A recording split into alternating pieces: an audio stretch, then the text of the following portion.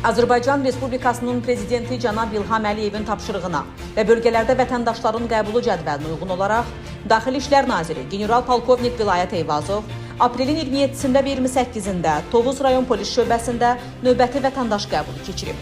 Nazir əvvəlcə Tovuz şəhərindəki Ümumilli lider Heydər Əliyevin abidəsini ziyarət edərək əziz xatirəsini böyük hörmət və ehtiramla yad edib. Sonra Tovuz rayon polis şöbəsində Tovuz, Şəmkir, Gədəbəy, Daşkəsən, Qazax, Ağstafa rayonlarından və digər bölgələrdən qəbula gələn 153 vətəndaşın müraciətini dinləyən nazir, onların problemlərinin həlli üçün Nazirliyin aidiyyəti baş idarə və idarə rəislərinə tapşırıqlar verib. Müraciətlərin əksəriyyətinin yerində həlli ilə bağlı tədbirlər görülür. Səfər çərçivəsində General-Polkovnik Vilayət Eyvazov bölgə üzrə polis orqanlarında xidmətə qəbulla bağlı sıra baxışı keçirib. Vətən müharibəsinin 36 iştirakçısının da qatıldığı sıra baxışında xidmətə qəbulun şərtlərinə uyğun gələn 191 nəfər seçim turunun növbəti mərhələsinə buraxılıb.